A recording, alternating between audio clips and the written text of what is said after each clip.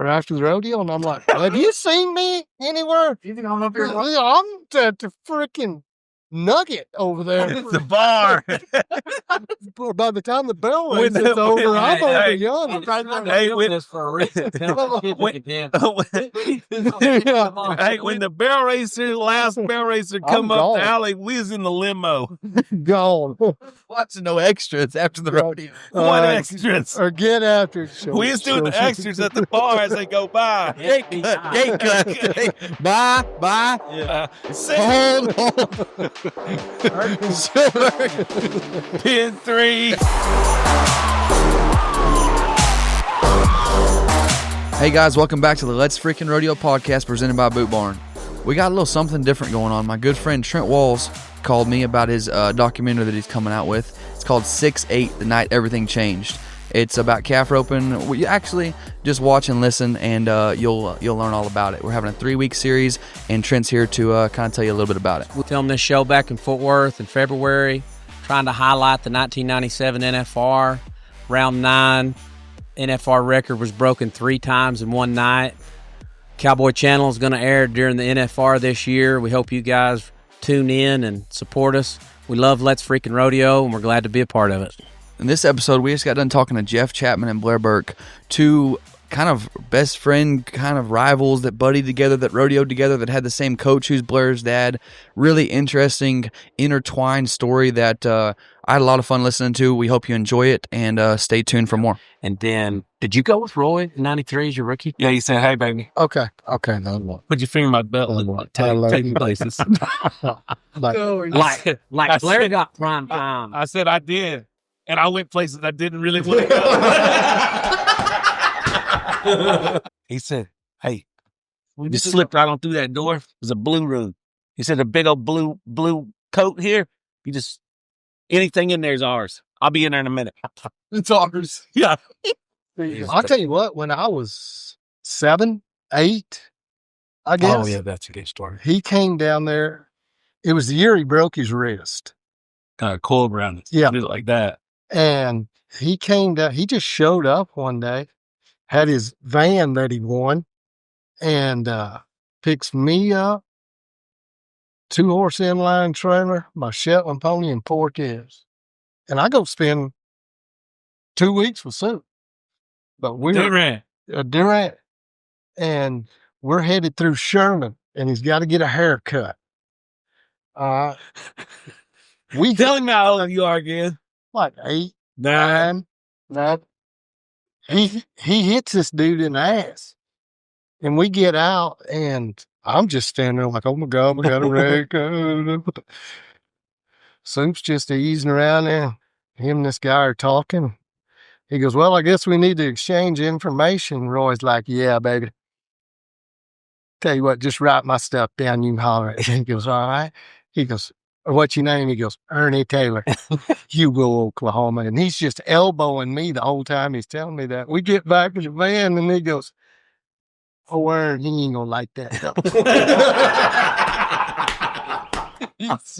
My dad also sent me off with Joe Beavers when I was 14 or 15. Explains a lot. For 2 weeks.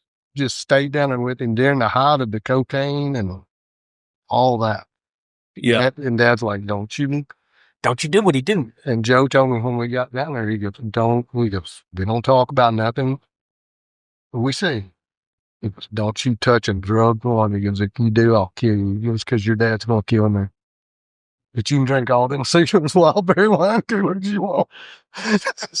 And we would start roping at dark and get done. Rope 10 head match roping all night long.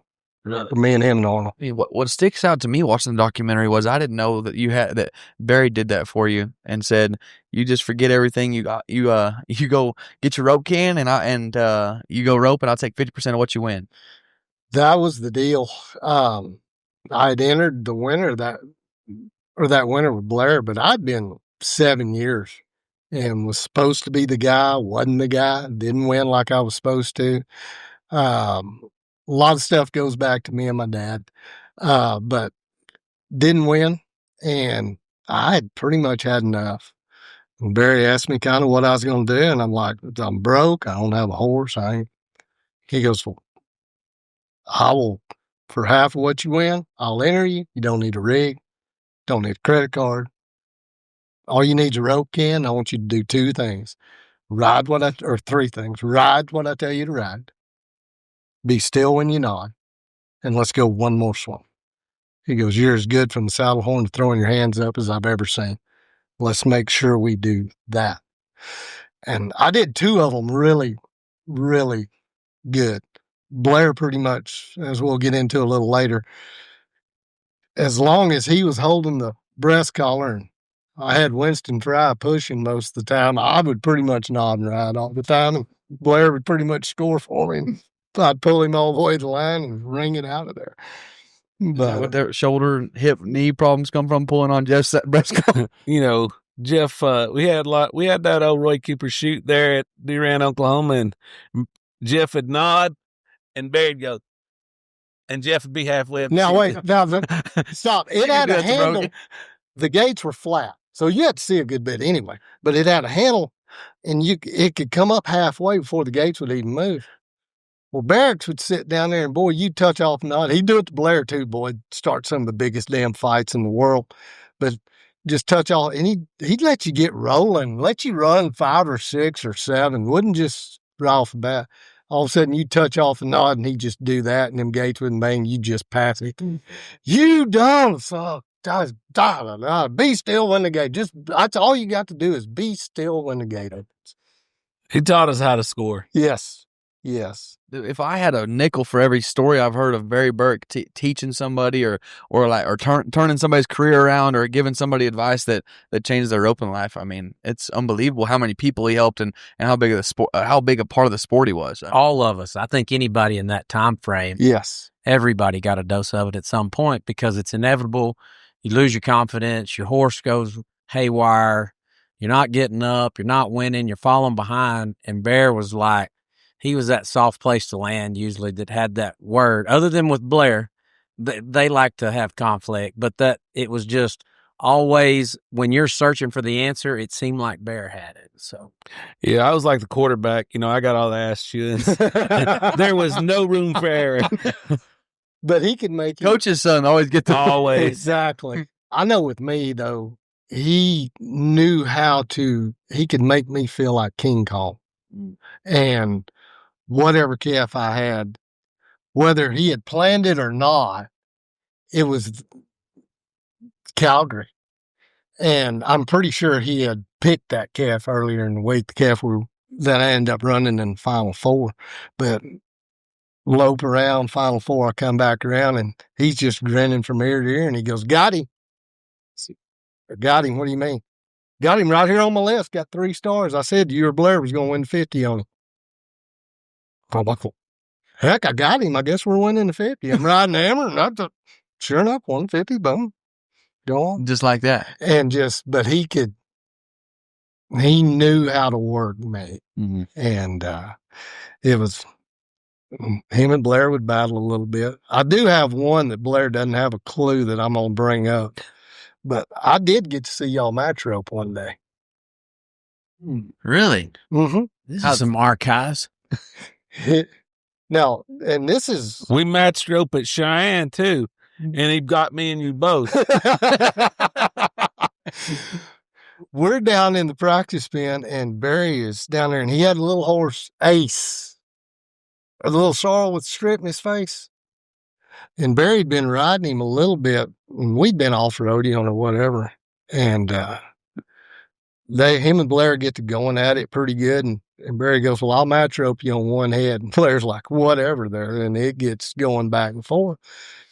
Well, then Barry's like, well, I'm a 10. Or you're a 10. I'm a 6. I'm going to need 4 seconds. Blair's bull crap. I ain't giving you 4 seconds. And we'd seen him rope a little bit. I mean, he was still, he wasn't blasting them, but you sure didn't want to jack with him, spot him 4 seconds. I think he ended up getting 2 or something. I think he was 2.5. Yeah. Well, then I looked down in the calves. There's a pretty strong one loaded. And I look at the second one, and Blair's loaded. He's got his jerk line in and everything. And I look at the second one, and the second one is going to have heck making it to the end of the arena. Little dandy. Yeah. And Blair blasts this sunbuck, and he's 9 probably. I mean, ungodly run. Barry backs in there. 1, 2, 3, roll, wave it. Might even just ease down there, flanked him. Long wrap, pap. He's about 9, 5, 10 flat. And I don't think he ever let you live it down after that. But that, but that was He's living through it again right now in his head. But that was Barry, and he was like a second father to me, and because without him, Blair too, I don't know where my career goes from that point. Because the first 7 years sure didn't work out pretty good for me. So it. I can remember one time I called Bear when I bought Topper, and it was just thinking about it. I didn't think it was even possible. And Barry was my first call. And I'm like, all right, here's the situation. I'm either quitting and going home, or I'm going to go ride this horse. And I said, do you think he's got anything left? He's 19 years old. You know, it's a lot of money. And he said, let me put it to you this way. He said, Cody and Fred, they're 10s. He said, Blair, when he listens to me, is a 10. But most of the time, he's 9. And he said, everybody else, they're kind of 7 and 8s. He said, you buy that horse, he said, you'll be a 9. And on some days, you'll be a 10. And that's all I needed to hear. I drove straight over there, run a couple on him, got the money, did the deal. And that was how much influence he really had over what we were trying to do. Because you know as good as anybody, if you're not mounted, it don't matter how good you rode. And that's to me, the legacy of Barry to Blair, and even before that, Clyde D, all the Burks, all the way down, Baldy, all the horses. And I think I learned a lot from that situation of saying, if you are not mounted, it does not matter if you are Cody O or Fred Whitfield. You got to have those horses. And I think we all got a dose of that from Barry. And I've heard story after story about Barry and Blair always had the best horses, like maybe the 4 best horses at the time. Like, what was that like to be growing up? And then I think you were kind of in your prime too, and you were rank and had the best set of horses at that time. What was that like in the practice pen and going down the road? Getting to have all the good horses at every rodeo. You just showed up and, you know, you had the right horse for the right situation.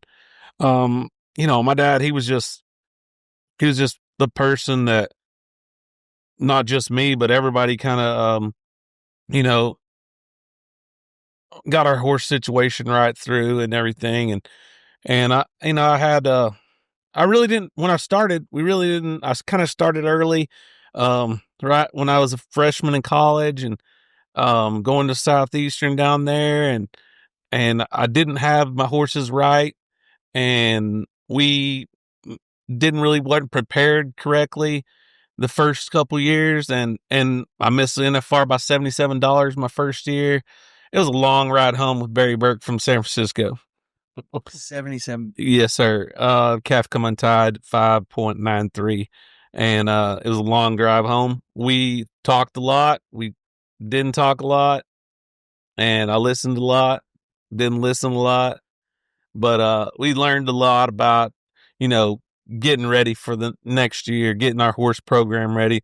And it was, it all kind of started with, a lot of guys helped me. I mean, Roy Cooper, of course, I got to ride the best horses at the time there was. Roy let me on anything there was. Him and my dad were like brothers. And, you know, Roy rode everything my dad had. And so I got to get on that one, anything Roy had there. And then I got a horse. Me and Jeff and Dad, we got a horse called Hammer. He come from Grady Lockhart. Roy Durfee trained him. Wes Durfee rode him. Me and Wes are really good friends. We grew up together, same age. My dad actually seen the horse at the high school finals when me and Wes were roping in the practice pen, and Barry said, "Hey, that's a great horse there." And then he went on down the way, and I'm sure my dad never forgot him. knew where he was at every never day. forgot a And- horse period. And, Marty Becker had him up in Canada. And, Don't leave out the part where Marty tore both growings, right? well, he was, I rode him when Marty had him up there at Pinoca one year, tied one really fast, and I got in the rig with Marty and Cliff Williams. So we went to the next morning at Cody, Wyoming, and Marty come across there, no Hammer, and Hammer stopped a little quick, and It would turn sideways. yeah, and Marty didn't rope very many more calves on Hammer after that. That was it. Yeah, and at the NFR that year, we kind of talked to Marty about it, and then he decided he'd sell him to me, and we got him. We got to take him to San Antonio and started right then. What's up, y'all? Came down here to the local boot barn right here in San Angelo, Texas. Got me a sweet new cap. Wanted to go check it out. I need some new jeans, new boots, shades, hat, whatever you need. Go to your local boot barn and they will get you taken care of. Whatever you need, I don't care if you dress like Cole, me, or anything in between, Boot Barn's got what you need, okay? They sponsor over 600 rodeos from coast to coast. Let's Freakin' Rodeo family, you need to support Boot Barn. They support us, they support our lifestyle, take care of them. I don't care if you're trying to get ready to go out for a night on the town, you're going to work, or you're going to the rodeo, Boot Barn has got what you need. Boot Barn feeds America, serves America, and protects America. That's the type of company that I want to be a part of. Day in and day out, everything that I wear, you can find right here at Boot Barn. Whether I'm just going to the barn to practice, whether I'm driving down the road, or I'm going to the rodeo, head to toe, Boot Barn's got what you need. Texas history. I do have to interject here. I was fixing to say you're missing There is a lot of miles. Really good story in this Okay. at San Angelo, Texas.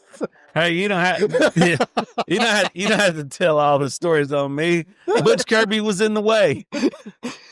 Knows what story it is. We get down there and I'm riding Bobolina, big Charles stopping somebody. And anyway, this is like the second or third, fourth outing maybe for Hammer. You're both missing the mark. Everybody's scared to death of Hammer. Like, he turns sideways, he might stop running in the middle of your swing. Like, there wasn't nobody lined up to buy Hammer. So let's don't act like exactly. somebody was off winning on him. Yeah. Blair might have won something that one time on him, but Blair was trained to have left hand. Nobody saw this coming.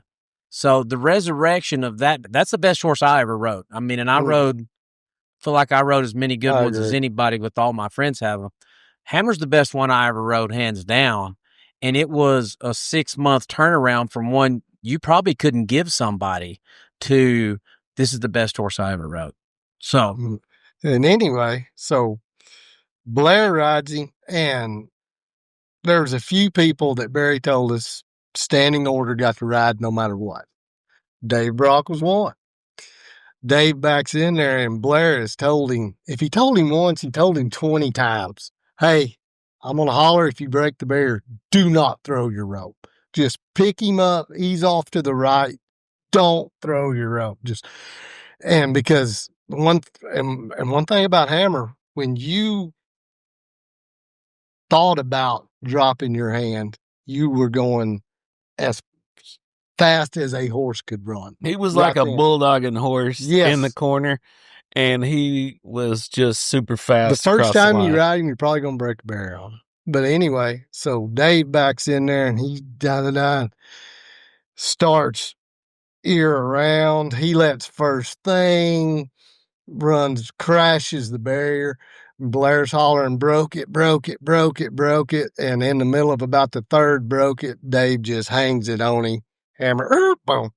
Fast forward, 4 or 5 ropers left in the performance, and they got the extras back there afterwards. Blair gets on him, gets his rope back over there. And I'm going to free him up. He's going to free him up, and he jumps in there, and everybody's walking to the other end. Butch Kirby and the other judges are walking right down the middle. Blair backs in there, and this is before we knew you really couldn't tap him. And he lets the third extra go through there and out a little bit, and he drops his hand and just kind of taps him. I don't know if we ever tapped him again, ever. He didn't like to be whipped. Because when you tapped him, He never stopped. he just, as fast as a horse can run. And Butch Kirby's got his head down reading the book, and Blair Hammer shoulders him, and sends him about 35 feet over to the It's a good thing Butch taught me how to ride steers when I was a little kid. He grew up in Comanche, Oklahoma, as my neighbor, but he was pissed. He was some mad human being now. And Blair's hollering, I'm sorry, as he's making the turn because he ain't got him pulled up. San Angelo, you know that arena. At the rodeo arena. Yeah. That's the Coliseum. Oh, Coliseum. So right then you knew no more whipping. No more whipping. No, He didn't even whip him. He just kind of tapped him. Yeah, it wasn't no over and under. It was just a get like we didn't get a little freed up there for the next run. You know, we was probably going to San Angelo, San Antonio the next morning for the slack or something. Well, and that was the education in sports. You talk about when they say Tom Brady was on a different level of preparation. This is the first time I was around somebody that looked at those horses where the bits meant everything, 18 different kinds of jerk lines. This kind of calf, you're not going to run on him. This scenario, you don't do this. You do this, and it was like Strand said earlier, checkers against chess. That's the way this horse operation was with Barry and Blair, and it was amazing to watch. I can't tell you how many times I would go up there and we'd be riding the same horse, whether it's Hammer or whatever it was. And I'd walk to the back of the trailer. Barry or Blair would hand me a bridle. This is what you're riding. Okay. Yeah, Jeff carried his own bridle to the arena with his rope can a lot. Had a rope can on one shoulder, bridle on the other. Okay, this is what I'm riding. That ain't a bad life right there. Oh, I had the greatest deal in the world in 97. I mean, it just show up, rope. And like Barry told me, he goes, I don't care how late you stay out. I don't care what you do. It does not matter. Don't move when the gate opens. Go one more swing. That's it. And ride what I tell you to ride. You can go back and whatever videos you want to find. We didn't have as many TV rodeos, but when you saw Jeff, you saw Bear right there tapping on his foot right there in the corner. Okay. Let's see a little bit more. Let's take one more swing. My green light would go off pretty quick. And it was just that reassurance. It's like everybody needs something different. I talked to Joe B about Bear the other day, and he'll probably talk about it tomorrow. Joe needed something else from him. Joe wanted conflict. And so Barry would get after him because I never saw that side of Barry other than I seen Barry and Blair have an argument one time at Laughlin in the slack. Blair comes across there and runs one through and gets him by back leg, and he's already kind of stepped off. Well, he jerks his string out, and Barry's in the corner. He's like, tie him down. And Bear turns around, I ain't tying him down. I ain't going to win nothing. Bear's like, Roy Cooper won a world championship. They're having an argument in the middle of this run in the slack. And I'm just like, I've never seen anything like this before. But it's like Barry just, if he could have been 11, Barry already calculated which calf that they would run the second time in order to win 8th in the average and make this, and this. And it was amazing to watch. But that was the part for Joe B saying he went for a different reason. Brent told me that he went for a certain reason. It was just like when you needed that oil change, that was where you went to get what you needed. Yeah, Joe, he would show up at the house to rope.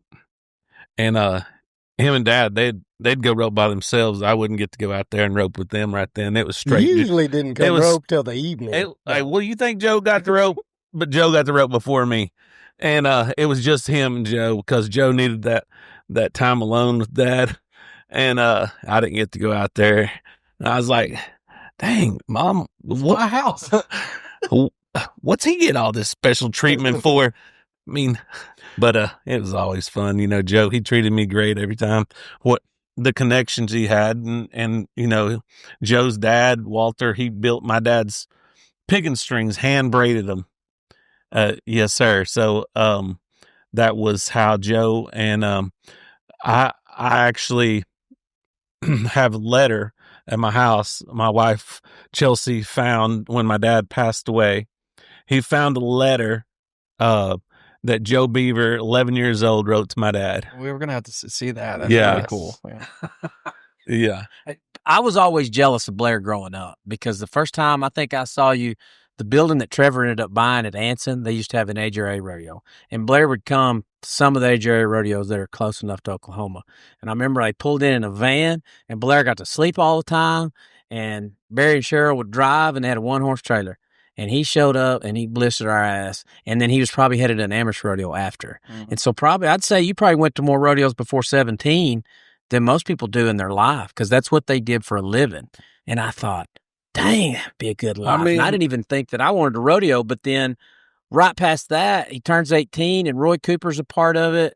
And I see Blair, and his hair's perfect, and he's got the aviator sunglasses, and he's riding the coolest horses, and it's like he's going to be 18 and make the NFR. And growing up, it was like Cody and Blair were sure shots.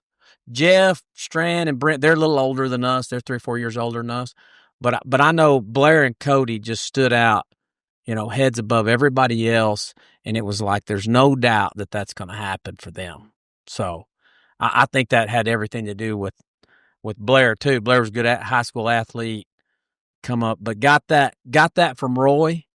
Roy put time in him. And I was telling Cody this, too, the effect that it had on a guy like me that I represent, that's what I meant to say, was Cody kind of represented, and I think Blair was in this conversation, that they represented somebody that you knew was going to be a professional. They were going to be a lifer in rodeo. Strand represented more of, he was a ranch kid. He fell in love with it at some point, and he took it up, and he got really good at it. Now, he overachieved and got a gold buckle and made it 10 or 11 times. I represent the 98 percentile of people that just rope. And then they either pick it up and they get a year or two that's good, or they don't, or they circuit rodeo or whatever it is. So being able to drive into Roy Cooper's place and see how he operated, and people pulled in every day with a new horse for him to try, in a barn full of 4 of them over there that you would give your leg to have any of them. I was always a little jealous of Blair having that so early, but I understood because he was a prodigy. And then Jeff was the same way. Jeff was by far probably the best 16-year-old I think that I ever saw rope. So Smith Brothers was the measuring stick of junior calf ropers when we was coming up. I really didn't get to rope there, but maybe once or twice before they quit having it. And it was, I know, when I was a kid and Jeff was young. How many times did you win Smith Brothers? I only won it once. Well, but if you won it once, it was like a 18 head match open for I'll tell you what, 21 years and under. The year I won it, it was like an NFR. If you won that, it's like you won the gold buckle of junior roping. Or Cody and I, the year I won it, ran 19 head. 19 head. And it's July and it's hot. Yeah, I'll tell you what, I'd flown back from Nampa to roping it that day. So it was July. It was about 115. He and I rode the same horse. We watched the video the other day. Cody rode his 4-year-old that he rode at all the junior rodeos. Jeff rode Killer, which he rode everywhere. And those heifers, tails were dragging the ground. And they might not have been full of feed, but I bet empty they weighed 240. Wow. And looked like they were a year old. And so it's like that. There wasn't a lot going on. Barry started the only junior roping I ever really went to. Oh. But of that time frame coming up, these two guys right here, if they were sitting here, we could have been talking about Fred Whitfield and Cody O in the same breath. We could say Jeff and Blair were that same lane coming up. It was interesting that you bring up the Smith Brothers, because that's, for me, growing up, how Barry's junior open was. I mean, if you won Barry, I remember my whole childhood, I won second like 4 times. All I ever wanted to do was win Barry's open. And if you won Barry's open, you get to see your name in that program from all the past champions. I mean, how many guys on there didn't make the NFR? Like, not very many. If you won Barry's. I'm the oldest guy in the room here, and it was one of the biggest junior things. I won it in 87, 86. Yes, sir. Maybe. Well, I believe the first year was 1985, and I'm not 100%, but I think Fred Whitfield Fred won the first year. 19 and under part of it, and I think I didn't win the 12 and under that year, I don't think, but it was, we had it for starting with 12 and under tie down, and it was the first 12 and under tie down you could go to, probably that I know of, and Fred had that with a 13, 15 tie down, and then we had a 19 and under tie down. My dad did, and don't forget to mention the Calcutta. Well, it was fun. It was so fun. I got some Joe Chapman stories on the Calcutta. All the guys. Wrangler was always a great sponsor for us and had the roping, and it was the BB Championship Junior Roping Roundup, and that was the place to be in. And I know that your family and you guys been there many times, and it was just fun for a lot of years.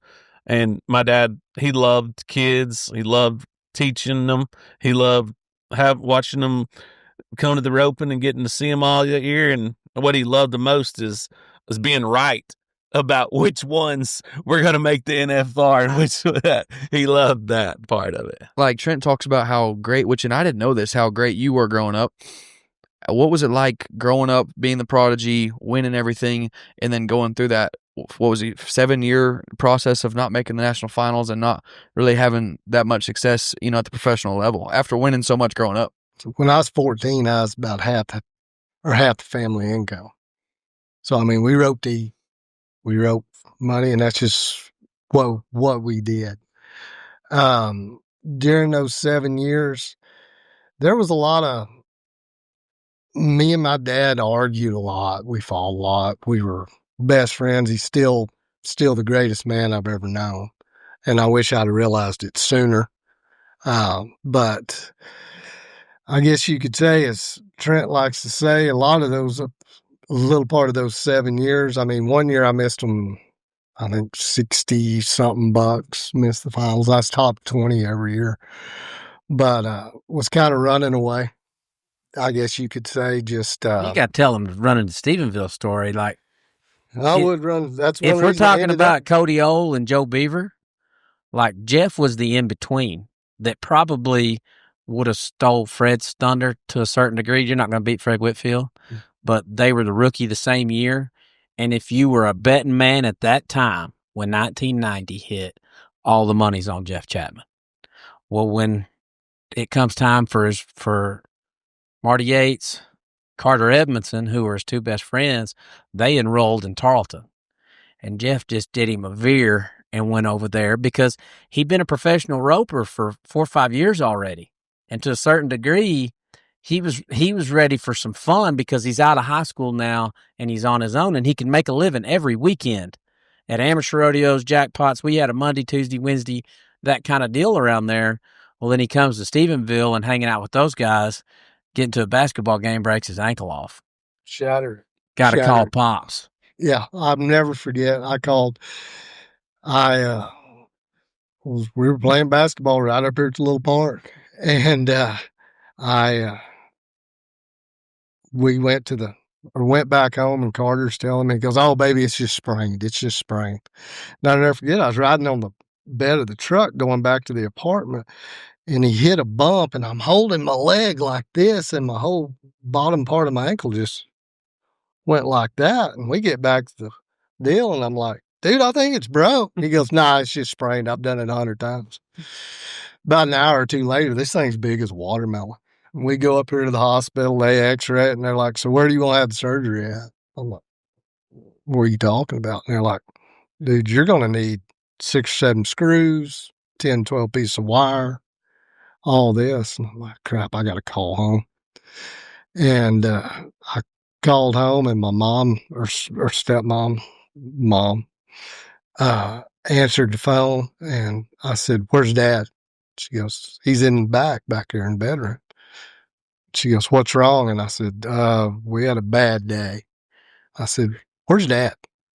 She goes, "He's back here in the room." Well, old landlines, you could pick one up and listen in. And I didn't hear him pick it up. And I said, "Are you sure he's back there?" And she goes, "Yeah." And I said, "All right." I said, "This is what's going to happen here. We're going to tell him I did it tying some calves." I said, "But I shattered my ankle." And she goes, "What happened?" And I said, "Well, I got to have surgery on it." And She goes, how did you do it? And I said, where's Dad? And she goes, he's in the back bedroom. And I said, all right. I said, but we're going to say I did it tying kids, but I did it playing basketball. Stupid son of a bitch. It just hung up the phone. So anyway, later. Needless to say, he was listening. Oh, we get it set up. And Carter drives my truck and me over to Hillsboro to meet him. Stephenville from Athens. And Dad and Peg pull in. We meet at the McDonald's. We park. My dad gets out of the truck, talks to Carter for a little bit. And my dad was also that dad that everybody else wanted him to be their dad. I mean, they loved him. I loved him too. He and I have a lot different relationship. But anyway, he jumps in the truck, looks at me, puts it in reverse. We drive around the McDonald's. He slams on the brakes, just runs my ankle right up into the windshield. And I cry, and he just steps out. And Peg, my stepmom, comes back, and she's like, what's wrong? And he goes, I can't talk to that stupid son of a bitch anymore. Did not talk to me for 6 months. Not a word. You got to understand, too, everybody in the country, including Joe Chapman, thought that this year you're going to make the finals, might win the world. That's what Joe did. That's what Roy did. That was the expectation. So that was the crazy part of it, because Joe Chapman made a lot of money on Jeff Chapman in Calcutta's all around the country, match roping, the whole thing. And it, like, for him, it just wasn't in Jeff's heart, you know, that's what he wanted to do, which just tells the story of finally getting Barry in that path. That's a fight that goes on with Barry had it with Blair, and he would go to Roy, you know, and Roy was the soft place for him to hit. And it's like that goes on with fathers and sons everywhere in roping all the time, that your kid will listen to the neighbor, but he won't listen to you. Yeah, I was lucky. I mean, I had my uncle Roy Burk was, you know, one of the greatest coaches probably there ever is in football still right now. And, you know, he was a great football quarterback, and he got to take me around my rookie year rodeoing because my dad had a hip replacement. So I was Roy made the national finals too. Yeah. Oh, really? Yes. And so I was lucky, you know, I was blessed to have so many people just that were, you know, great, you know, mentors for me growing up, and then stepping into this pro rodeo deal where I was expected to win, but I really didn't know a lot about, you know, PRCA and stuff. I'd been around it a lot. I just didn't know really how tough it was. I mean, it's the PRCA for a reason. They're the best. And, you know, they are, like everybody said on the deal, you know, they're your buddies and everything. I've ate lots of meals with them and been in their house and stuff, but when they back in there to rope, they're not your friends. They're gonna beat you. Ass. And you're the new kid on the block. They're gonna beat your butt. Yes, sir. And especially back then too. I mean, they'd kind of pick on the younger generation, huh? Like kind of like didn't want to give up right? their spot. They want to give you no air. Yeah. And I said, I was lucky to be. A lot of them were great to me, and coming in there and stuff. I had a lot of help and everything, but you know, they weren't just going to hand it over to you. You know, you're not going to get the keys to the car. You're not going to get in the Thomas and Mack. You're going to have to earn your way in, kid. You know, knew all them damn good horses you was going to have. It's like, Yeah, they wanted to be friends. that's butter.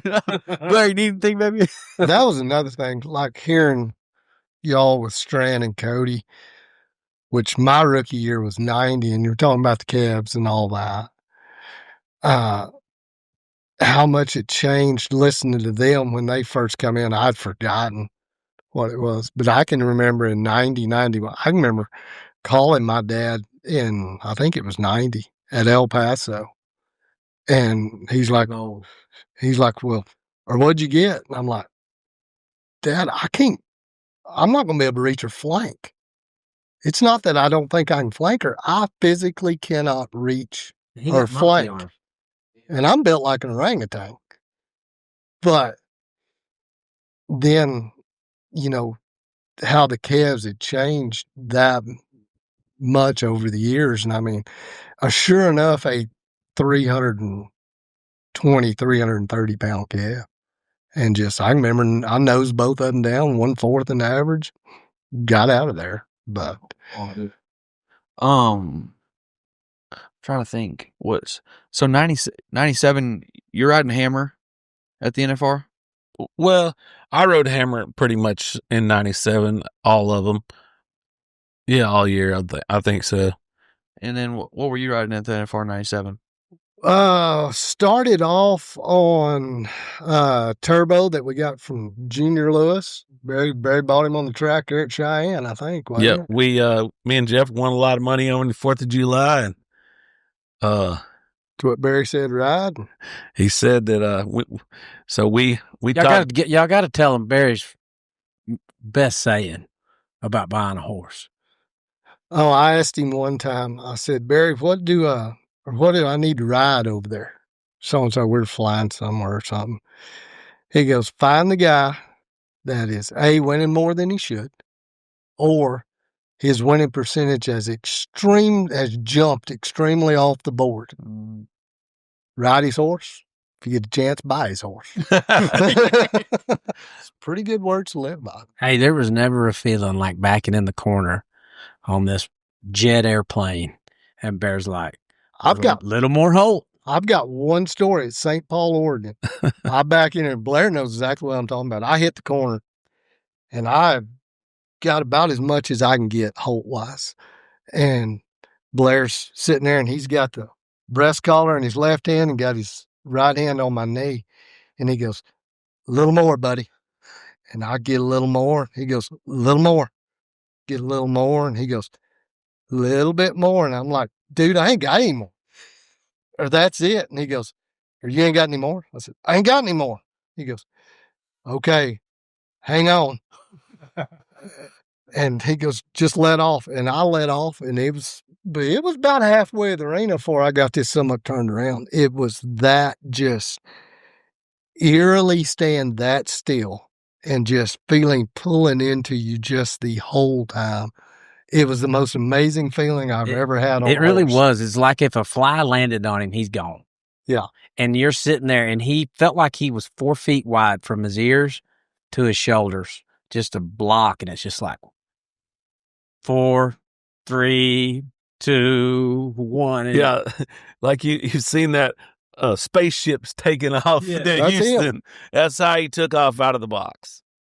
And to know that, I know that's the best one I rode, but like to know what he came from, not that a lot of guys always saw that potential in him and where he came from, but what do you call that? What do you call that little head stall? Easy stop. Easy stop. That's right. When you see Bear riding him around, it's all easy stop, and just those things.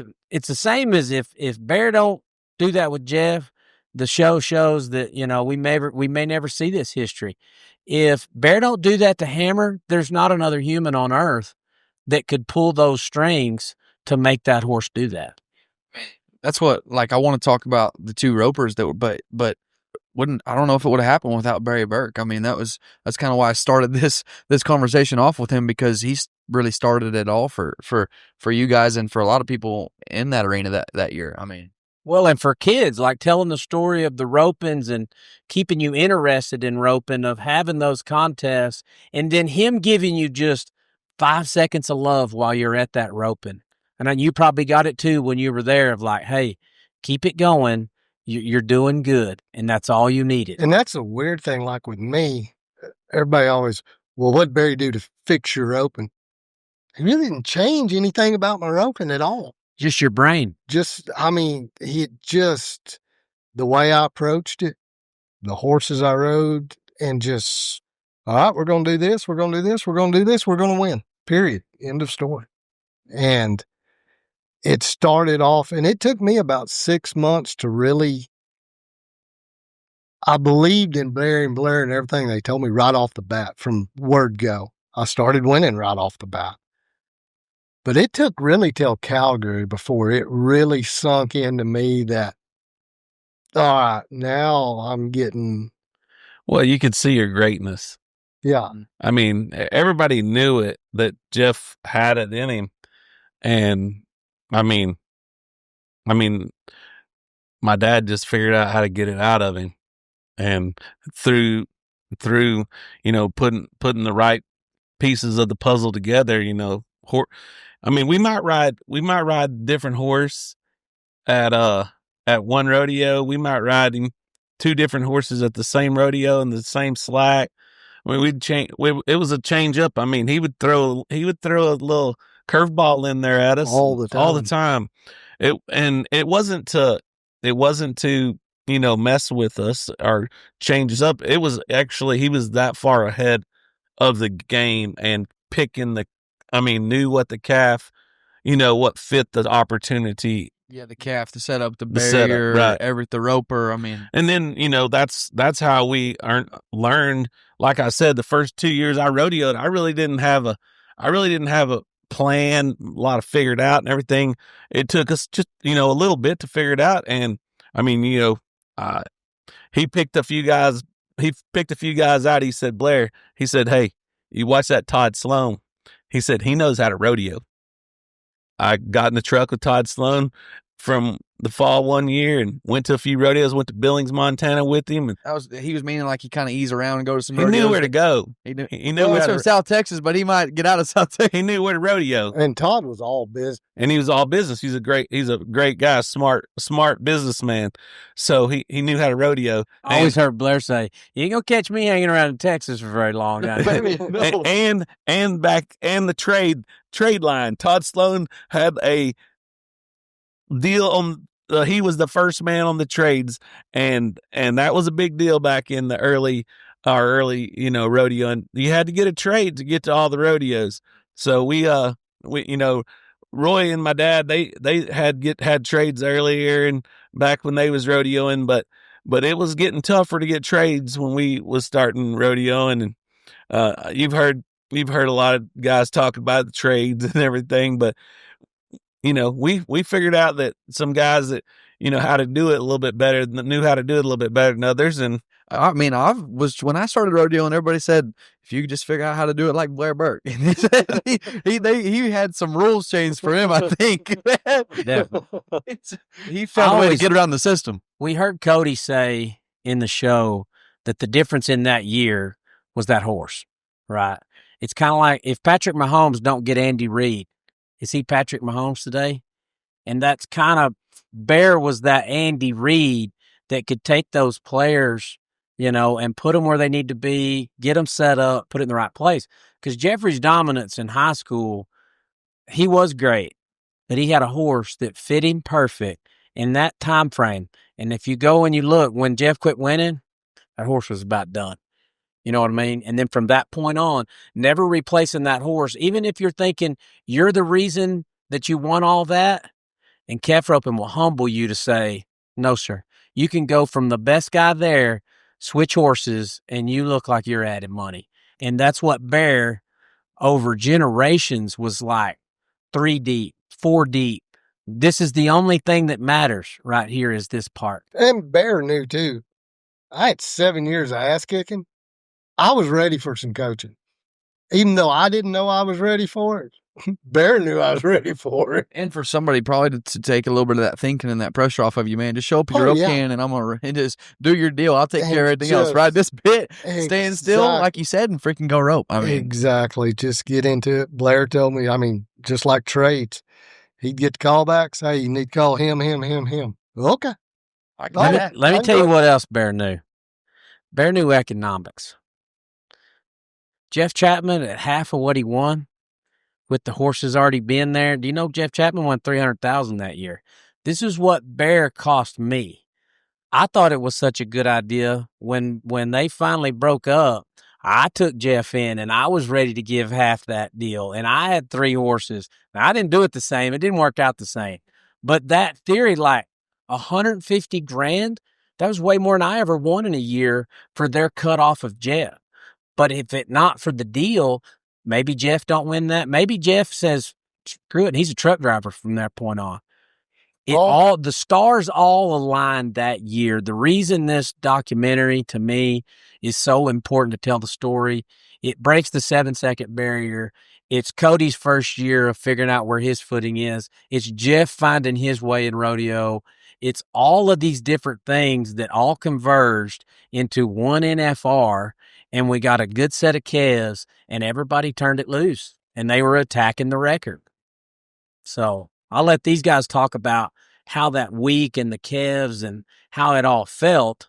But that, to me, there's so much back end that came together that year and formed what the NFR still kind of tries to be going forward. But and one thing too, that year we had a lot of damn fun.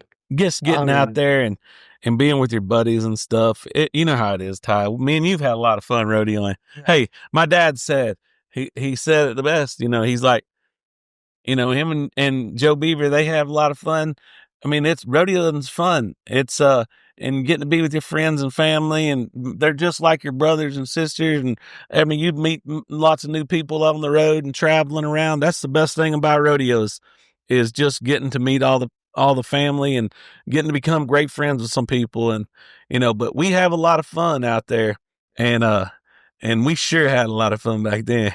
And winning makes it a lot more. That's what Joe said. Yeah, Walter Beaver, winning's fun. The more you win, the funnier it gets. No shit. We had lots of fun jackpotting too. Yeah, I mean, because if they had one with a chute gate, we was usually roping, and somebody was trying to match rope, and I think it built camaraderie from everybody. You could have you could let some steam off of it. It wasn't the rodeo scene. So much pressure. So it wasn't so much pressure. We'd go jackpot and we'd get to rope against the same guys, but it wasn't that pressure set up, and you'd get to run 3 in a row a lot of times, and you'd get your stuff mixed, back roping right. Yeah. My dad, sometimes he'd let me just run 3 in a practice pen. He'd say 1, 2, 3. He'd load the calves in order. He'd pick the calves. Jeff, would he not pick the calves for you to rope? You would spend 30 minutes loading the calves to practice. Yeah. Just get run over back there. That's the wrong damn calf. Yeah, but he had what the hell? It's like he had a playbook though. He was like he knew what calf you needed to rope that day, and to get your confidence right to get ready to go win something. He knew the calves we was practicing on, He had them all numbered. They had ear tags, just like here at the rodeo. And he'd load number 16. Oh, yeah. That was always his damn favorite calf. He loved 16. Number 16. But Ty. Did he keep tagging him 16 just over and over? No, that's just the best calf in the herd. I know 16. One day we never got to rope the set that was there was that one set that was on the right. That's like Brent Lewis. He used to have, he had horse selling pin and he had roping pin. Yes. You didn't practice on the horse selling pin at all. That's pretty good. That was for the customers. Oh. Now it's all in hindsight, right? But going in, as far as preparing for that NFR, like if there's a knock on Blair that's always been said, it's like that there's too many options. You get Cody down, he'll tell you, I was a 1-horse man. He rode that horse at every jackpot, every match, every calf, all the time, and he got all the goodie out. And you would see Blair, he still might not know an hour before he run that calf which horse he was going to ride. And there can be too many decisions. So that was my wonder, because when you got Hammer, it's like having Pat Mahomes. And everybody wants him to throw him the ball. Everybody wants to ride Hammer. And then Turbo is here. I guess the mare. I don't know if y'all took anything else out there. No, just Turbo and Hammer that year. Was that the But just walk us through Bob. Well, that was the horse. Yeah. I actually. That was the one you set the record on in '96, wasn't it? I did ride Bob in the 4th round. When I went out there and Barry looked at me and he goes, "Hey, we need to ride Bob." And I'm like, "We ain't got a good one?" He goes, "No, we do not." No, Bob would jerk your pickup over backwards. Yeah. Yeah. No slack, Bob. You didn't need your slack from Bob. But this is where Bear is so good. What is 67? He goes, "Oh, he's an extra." He's like, "Did you see David roping, or when he was an extra, or after the rodeo?" And I'm like, "Have you seen me anywhere?" You think I'm up here? I'm at the freaking nugget over there, freaking. The bar. By the time the bell When rings, the- it's over. when- I'm over hey, young. Hey, when, this for a reason. hey, when the barrel racer, last barrel racer come I'm up the gone. alley, we was in the limo. Gone. Watching no extras after the rodeo. What extras? Or get us started. And show, We was doing show the extras at the bar as they go by. Barry's like the Gate FBI. cut. Bye. Set, Hold. pin 3. Yeah, Barry's out there like the FBI with strings and tied to pictures of heads. Yeah, there's no notebook, just like Trent's got right there. Exactly. Just like same that. size, same everything. Same size. Yeah, he had that. Because He had put it and behind he his wrote back in his and he belt. wrote Yep, and he had every time that calf stuck his head through the gate. every time. And that's what. Yes. So, how many horse changes did you make that NFR? Uh, Which I guess how many did Barry make for you? I started off on turbo the first night, and it still one of the most amazing nights of my roping career because it was everything I thought it would be. And then to win the first round, or split it with Cody.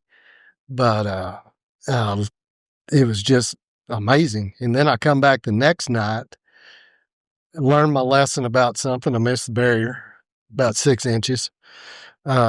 Turbo wasn't quite as good as he was the night before, and we didn't have a very good one at all. And I can remember throwing my hands up, could have touched the back NFR gate.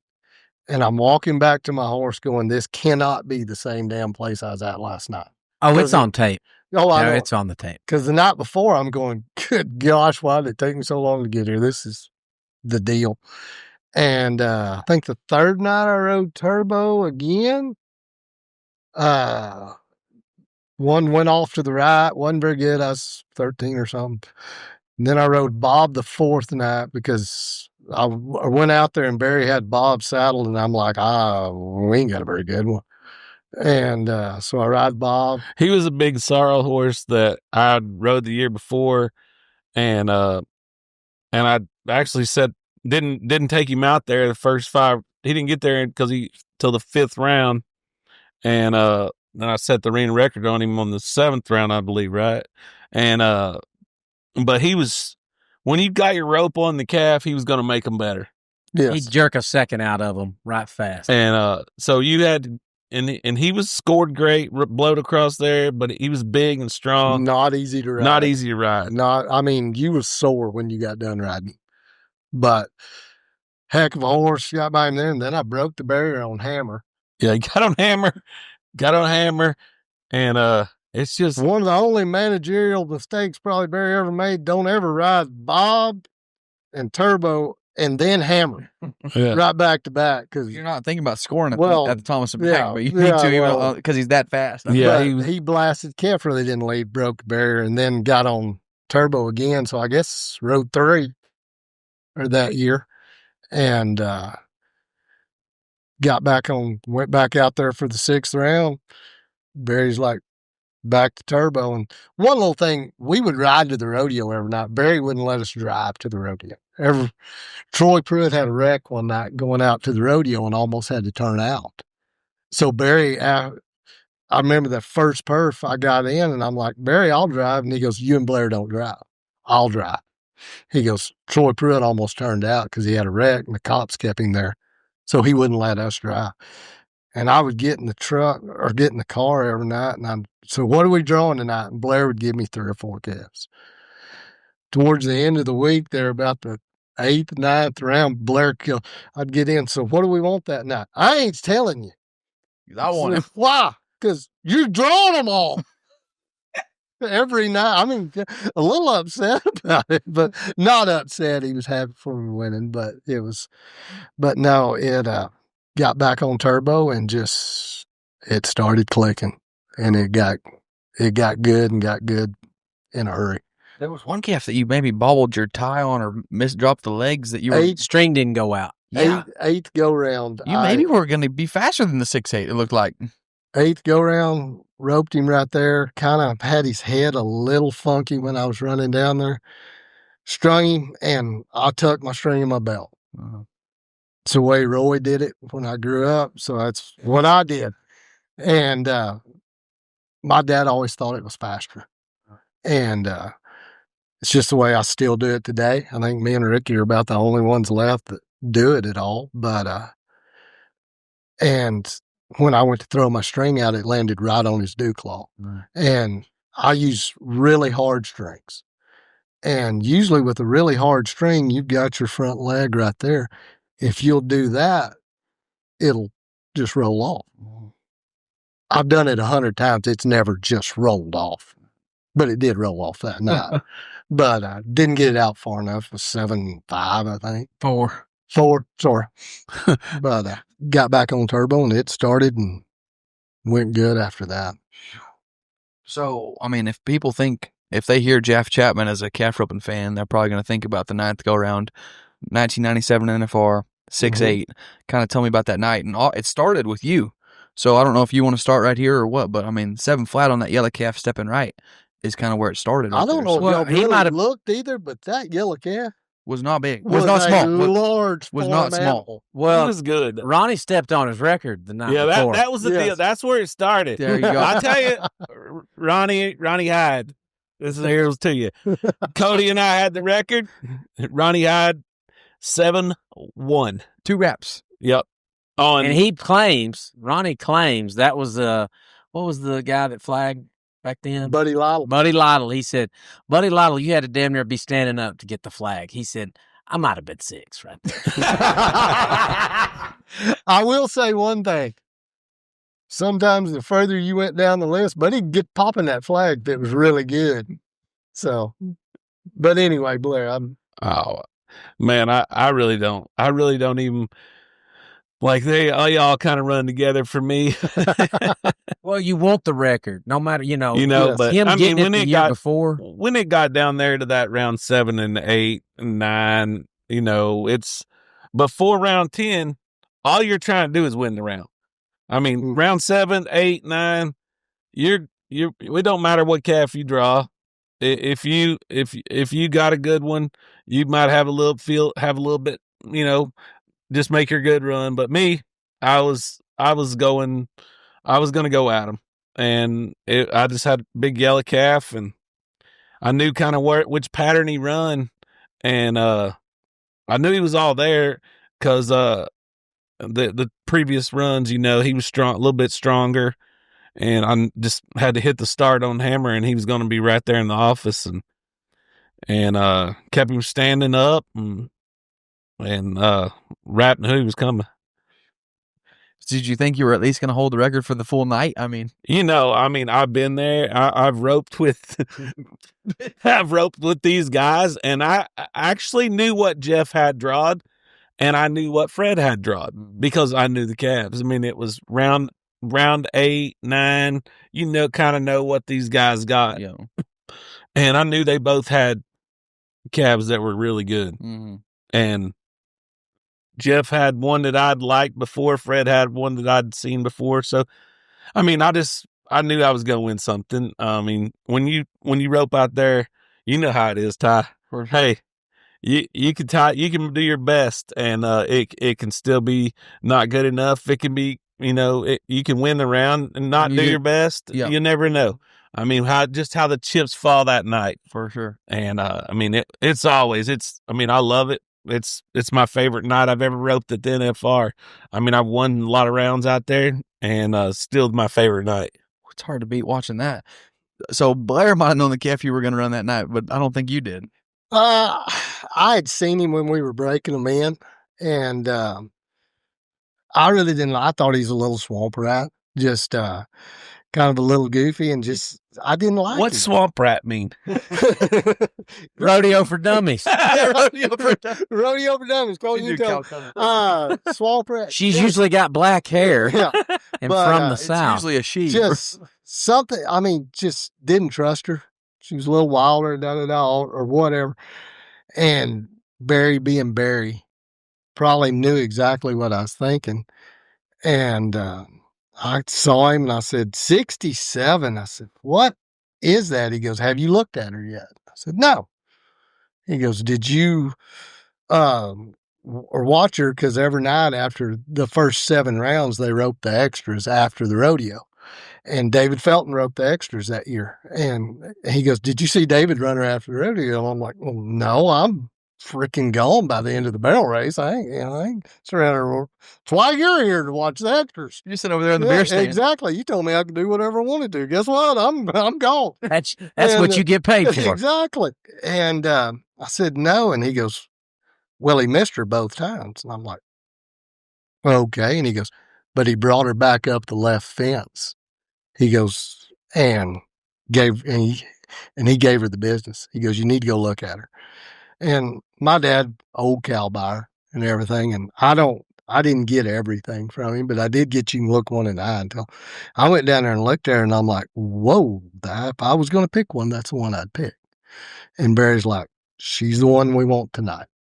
Okay. She's the one we want tonight. And everything going on, Blair 7 flat, Fred 6'9". You can't hear yourself think in there. And I remember the last thing Barry told me. He goes, Shorty, you can run him to Logandale in time in 7.6. I look up. 7.8 is when it is behind the 7 flat. He always, Barry Burk always has told me and Jeff, he's told everybody that he's helped. You can win third. Rope for money. Rope for money. Win third. Guaranteed third. I'd let some come untied a few times in a row, and he'd say, call me when you win third. Damn it, call me when you win third. There'd always be a damn it. Right, so he look up on the board, 7 flat. Ooh, big old hole there. 6'9", 7 You flat. can run that circle Logandale and be 7.6. Yeah, he goes, Shorty, you can run him Logandale in time 7.6. All right, now back in there, and I'd kind of gotten back a little bit in the average and all that. And, I'm thinking 7.6, don't move in the gate. It's the last thing I told myself. And after that, I knew he wasn't going to be 7. It was probably going to be 6 or 16. Yeah. And I took a start that I could have earned a 16 as much as I earned a 6. We got all the barrier that night. I still think Fred thinks I broke the barrier, but I think that's what his comment was. I think that's what his comment was on the show, but kind of like Joe B not getting that one up, convinced the only person that mattered. It was still tied. But she popped around, come up, wrap my hooey, and it's still, I've never been in a stadium or anywhere that I've heard it that loud. And that year, I don't know if it was the clocks going from 7 to 6 or whatever, but there was a little pause before it would flash. And it was like, boom, crowd yelled, da-da-da, and it didn't die off, but it was almost like just a little hesitation, and then the 6.8 hit, and it just went to a whole nother level. And that's when Turbo jumped about 6 foot forward. And I looked up, and Blair's kind of off over here to the left. I'm hollering, whoa, get on. Blair's standing there beside me damn near. And it's a feeling. Cody talks about his goosebumps. I still get them today. I've never run 10 million calves, won a ton, never had that feeling ever again after that. But I have it every time I watch it. If you can kind of understand, I've never felt that way I felt that night. But then, like Trent said earlier, Marty still left to go. There's a reason I didn't throw my hat or anything, because he still left to go, and that's how much won first about every time he's nodded his head the last 3 or 4 nights. And just very, very surreal, but just how loud that building was. And didn't think it could get any louder, but when it flashed 6.8, just the explosion of how much louder it got was just amazing to me. That's what when we started talking about filming this, it was more about a reunion. Like, you can probably see by us hanging around, we could do this all day long. and wood for nothing, no microphones, just dinner. And what was going on is actually at Bear's funeral, you see these guys, and I've always got to say it. And when you start going to funerals, you're like, it's the only time we get to see these people. Mm-hmm. Like, why don't we ever get together and do anything? And so we kind of kept talking about it, and then got together at Vegas. I went out there helping Marty. Fred was there. Cody was roping. Strand was out there promoting his book. And we just sat down, and I was Barbara Hampton's funeral, and Joe B came. And I told him again, I'm like, this is what we could do. So that's kind of how it started, and we got it going. Sat down, and when we finally actually filmed it, when I went from let's just have an NFR reunion kind of for anybody that's made it and just get together, then once I started actually thinking about the amount of numbers of people that would probably come and trying to mic them all up and have any kind of organization to capture a certain amount of footage, I'm like, no, we need to pick 97. And in hindsight now, to think that we were kind of talking about the Cody and Fred, and this is where Cody's era started. Mm-hmm. And I knew this always in my mind that night happened and that I was lucky enough to be in the building. But now that it's a done project and you can see it, I can't believe this has never been told. Mm-hmm. That's the part for me that I've seen it 3,000 times trying to put it together. And every time at that point of impact, I'm just like, wow. And I've told kids at schools and all that because everybody wants to hear the story. Well, not as much anymore. The dads want to hear the story because it's been a minute. But they said that old guy did. Exactly. After they see this documentary, that guy did it. what? I mean, that old 4-eyed thin sucker. 6'8" was great. That night doesn't mean as much without the 6'9", without the 7 flat, without the Ronnie Hyde the night before, without the amount of sevens, because until you step back and really look from round 1 to 10, how great the roping was that week. And like I've always said, they will tie them much faster than we did that night. They will. They'll never do it like we did it that night, because I don't know if the stars can align that way for it to happen, for the stories, for everything that had to happen for it to happen, and the characters involved, the everything, and for it to work out the way it did, just like we're talking about the rotations, all that. I don't know if it's set up to where it can do that. The only way I think it could is if y'all start Diamond 5. And well, I honestly, and you say, Shad was 6'1". She got up. She did get up. Don't get me wrong, but he was 6'1". I mean, all movements start somewhere to me. I've been screaming this since 98. I got to go the first time the next year, and then I get to miss out on the moat, being in the building, the rotation, the whole thing. And it's like, it's been a burr in my saddle blanket for a long time, because I want you to experience it. I want you to get to rope last in the round every night if you've earned that spot. And I want that momentum to come back where we have our best showman rope at the end. Just like Stetson Wright gets checks every night because he is one of the last 3 riders. He earned that right to be at the end. He earned that right. You drive to 100 rodeos to get to rope at the end. As it sits right now, Riley Webb has earned the right to rope last. And you got to knock him off that spot. Give him the advantage or not, he's earned it. And that's my thing. Let the movement start for y'all.